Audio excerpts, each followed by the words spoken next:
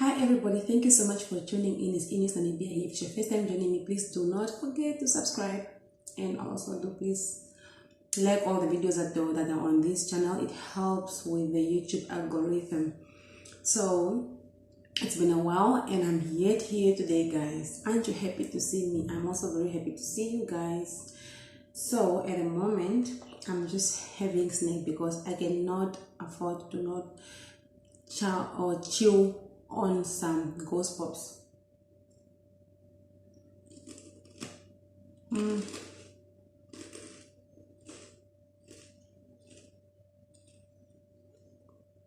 I woke up today worrying about my YouTube family because firstly, today marks exactly 7 years since my father passed on to glory. It was exactly on Sunday, 18th February 2017. That was a few months before my wedding and it was a few days after my birthday. So we must take some moment to just honor my father's soul or spirit. And also, we also lost our president, Dr. Hage G. Gengop. We can as well just use this moment of just to have a moment of silence to honor their souls. So yeah, may their souls continue to rest in peace, and I can only say my condolences to each and every one of you. okay, thank you. So there's been a lot happening, right? Guys, don't get annoyed. I have to eat. It's the only chance I have to eat now because I'm running out and I have to go somewhere. So South Africa, it's too much. I just got shocked to the point, guys. If those that knows the Neo Morisane and whoever, those people from that side, ladies, I don't know. Okay, there's quite a lot of things that we do for money, but I wouldn't become bisexual for money.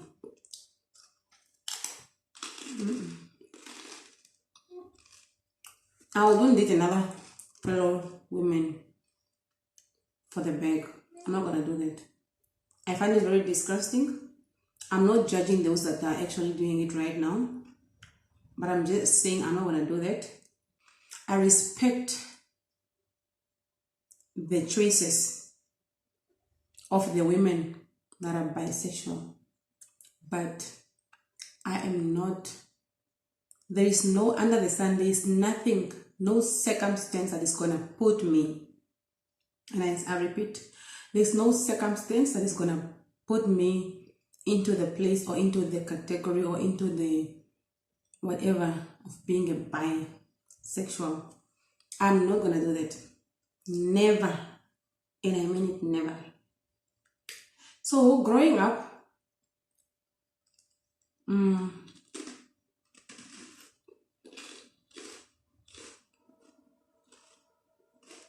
what is wrong with you guys? Okay, growing up, grew up in the northern part of the country. Okay, let me start from my birth. No?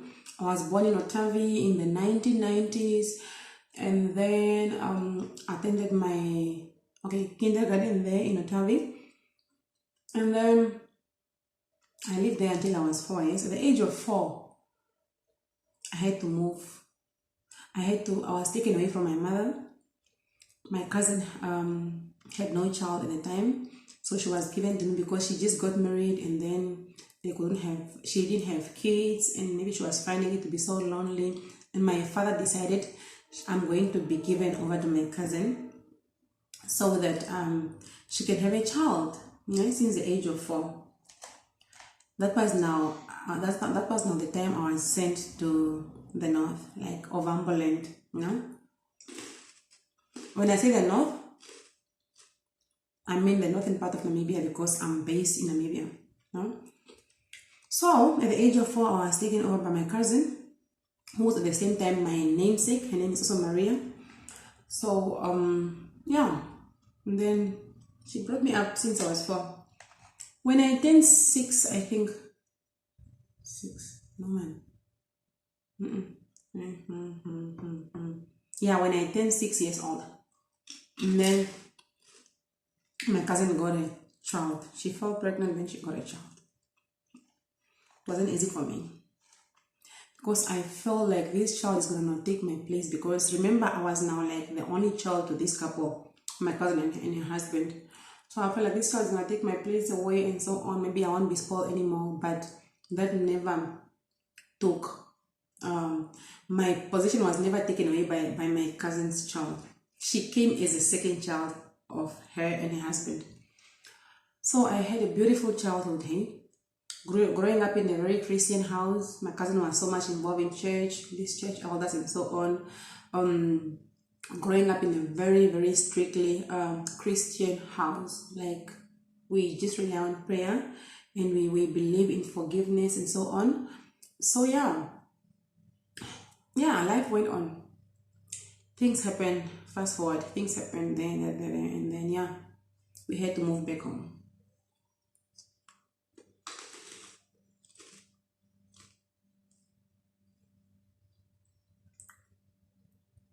We had to move back home. Okay? Yeah, went back home with my cousin. Coming back home, it's a big home. When I say big, it's a big home. I remember those years before we moved back home. We remember when we used to go visit our grandmother now, who's now my cousin's mother. We go visit there. It was a beautiful home that we grew up in. Like, this man was very much of a workaholic. I remember all that.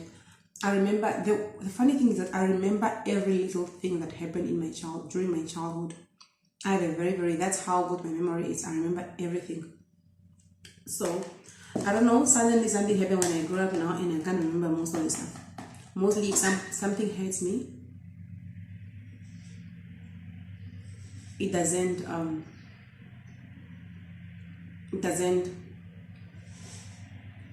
I don't remember it anymore. If something hurt me, I don't remember it anymore. That's what. Sorry, I have to eat, guys. So much happened during my childhood, and I wouldn't say anything bad happened to me during my childhood. So much bad and good happened around me, but never happened to me, and I'm so grateful for that. So, and I think that's the reason why at the moment I cannot accept any bad. Like, if somebody do me bad, I can't accept that, because I'm not familiar to this type of things. Yeah? I grew up in the house where it's just love. I grew up like being loved. I grew up not being we had so little, we have very little, but I grew up like satisfied. I would say I had a fair childhood, irregardless of the financial background and everything else. So I had very grateful. I had a very beautiful childhood. So suddenly I moved to my mother, and the situation was very different, because remember, I grew up in the other house, like the other family, totally different people, and so on. Like, so coming back to my mother, I couldn't understand and accept most of how do I say, guys, English? I couldn't accept most of whatever, guys, you understand though. So first I moved back to my mother in 2005. I don't know. No. Yeah, I moved back to my mother when I was 12 years old again. So you guys have an idea of how old I am now, and I don't like it. So then I was with my mother, but I found things to be very difficult for me, because I wasn't really used to this. My mother is like single parent. It's not like a household like of how do I say where the house is being led by the husband and wife and so on. But I had a stepfather, right? But still, I found it very difficult to navigate through life during when I was living with her. Fortunately, my father was still alive, and my father was my full support, because my mother herself, she couldn't really, how do I say, she wasn't really well off. Okay, she wasn't well off at all. She wasn't. So my father was still alive, and he was employed, and then he supported me so much. And my father only has 2 children, but my mother has had 6 children, right? Of which one passed away. May her soul rest in peace, my sister, because we were 3 girls and 3 boys. So we are now only 5 left, and so my mother had to support all the 5 children. Yeah, all the 5 children. Yes, but fortunately, I speaking for my I'm among all my mother's children. I had my own father. Yeah? I had a different father among all my mother's children. The others have their own fathers, and that's it. So my father supported me so much. My father loved me so much. And remember, I'm my father's firstborn. We are only 2 from my father's side. So whatever I needed mostly, my father will provide. And most of the family members did not like that because they felt like I was spoiled. So yeah, I had to move out like away from my mother again, go to boarding school. That was when I went to grade 11 and grade 12. That's how I ended up in Okakarara. So much happened there, guys, but I think it will be a story for another day. I ended up in Okakarara. Yes, my father was like from Okakarara straight. I'll mostly come to my mother for the weekends in Otavi, or otherwise I'll just go straight to Ramboland because my father then was already retired and then he was living in the north. So I'll go visit my mother, my stepmother, and my father. Still, I had a beautiful childhood. I had a beautiful year. I was living very well. I was living well. I would say not very well, but I was living well. So I passed my grade 11. I went to grade 12, finished grade 12, and then back to my mother in Otavi. But then that time I was living with my cousin. Not with my mother, I was living with my cousin.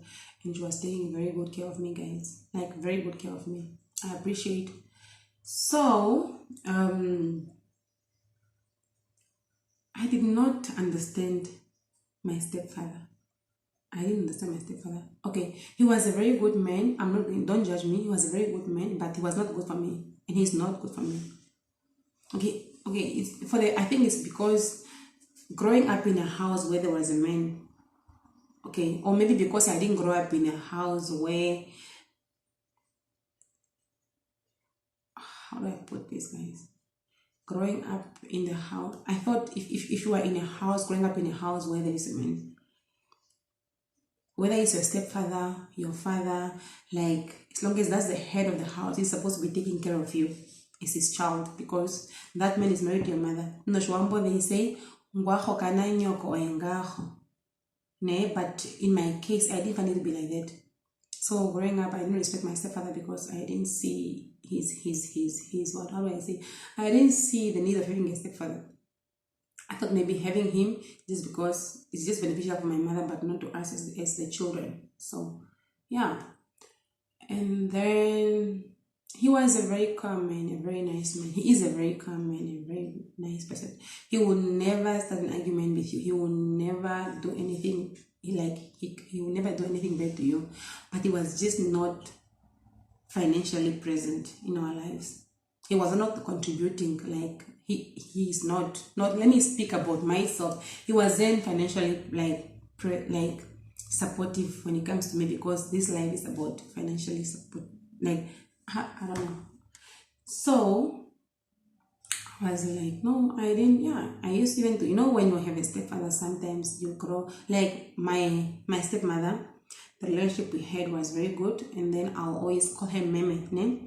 But now if somebody is not, for me, I believe you need to qualify to take over that name or that position of being a parent. Like in the case, if you are my stepfather, I'm supposed to call you Tate. If you are my stepmother, I'm supposed to call you Meme. But I never call this man Tate.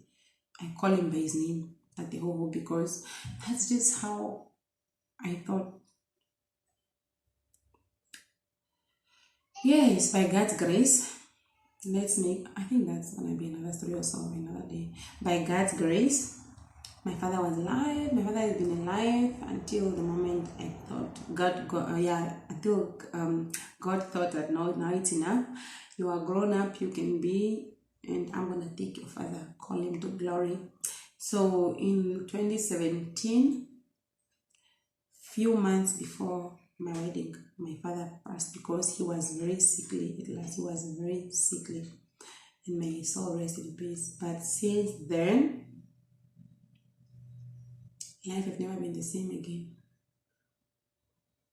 because every Sunday morning I'll get a call from my father.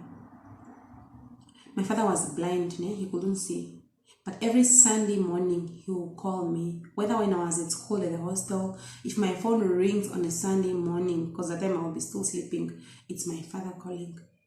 And he will call me, and then he will ask me what did I dream of, and so on. So the day of his passing, it was actually a few days after my birthday, and I had a very very restless night because I was having a lot of signs and I couldn't sleep. My husband knows it. I couldn't sleep. So being restless, being somebody, mostly when you have this when you sense things that are about to happen, you become very restless, and it's very very painful. It's very sad. It's annoying. It's restless, guys. Those that knows, like, can attest to this. It's a very bad. So that's why sometimes I regret, and sometimes I used to feel bad that having the ability to sense things, to sense bad things, it's something that I sometimes regard it as a curse, because it's bad. It pains you to be feeling a certain way. You know that something bad is about to happen, but you can't do anything about it. It's just that the universe sends you signs that something bad is about to happen, but you can't do anything about it, and it pains. It pains. I feel pity for those people that are psychics and so on, because it's not an easy thing. And yeah, so my father passed, and then a few months before he passed, and I couldn't understand. But today I actually think that having my father was actually, in the last few years, he was not feeling well, he was sickly, and he held on until God thought it was enough for me. I'm grown up enough, so my father can now leave, and then things will be fine with me. So I just want to say today that the Lord will never put you through things that you cannot handle. He will never give you a burden that you cannot carry. So whenever something bad happens to you, do not give up. There's always light at the end of the tunnel. So if you feel like you are going through it today, don't forget that it's not forever. And don't forget, you're not alone in that. Somebody, somewhere, somehow is still going through the same thing. But if only you could listen from other people, or you could hear what they are also going through, yours might be such a lighter weight than another person's. So do not give up in life. There's so much that you can do. There's so much that's coming. There's better and goodness that's still coming. So don't give up in life. There's always light at the end of the tunnel. And the truth is that when you find yourself going through something very difficult, don't forget that the Lord, our Creator, has already ordained your path in such a way, and there's always something, or there's always a reason why you are going through that. But if you just hold on and be strong, there is light at the end of the tunnel.